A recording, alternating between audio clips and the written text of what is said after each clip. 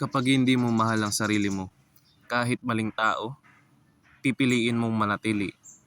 Minsan, sobrang gusto lang nating mahalin na nakakalimutan na natin yung sarili natin. Kaya hindi tayo na lang lagi umintindi. Kahit tayo na lang yung nagbibigay. Kahit pagod na tayo, kumakapit pa rin tayo.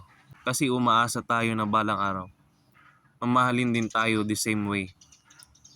Pero ito, mahirap magmahal ng tama kapag sarili mo mismo hindi mo na kayang alagaan. Kasi kapag kulang yung pagmamahal mo sa sarili mo, ang dali mong hahayaan ng maling tao na tratuhin ka ng hindi tama.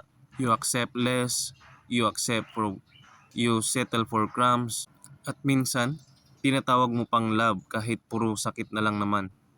Pero alam mo kung ano yung totoong pagbabago? Yung moment na natututunan mong piliin yung sarili mo. Yung hindi mo na kailangang habulin yung taong walang effort. Yung hindi mo na kailangang magsakripisyo ng peace para lang may manatili sa buhay mo. Because loving yourself change your standards. Kapag mahal mo ang sarili mo, hindi mo hahayaang maubos ka para lang mapasaya ang iba. Hindi mo hayaan na puro ikaw na lang yung umintindi. At hindi mo ipagpapalit ang self-respect mo para lang sa temporary attention. Mahalaga ang love, pero mas mahalaga yung pagmamahal na hindi ka winawasak. Kaya bago mo ibigay ang buong puso mo sa iba, siguraduhin mong may natitira pa rin sa sarili mo. Heal yourself. Know your worth.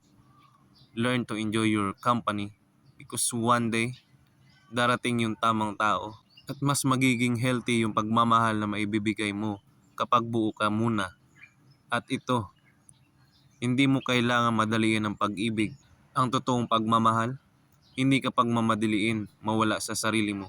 So habang wala pa yung tamang tao, please, ikaw muna yung mahalin mo ng tama.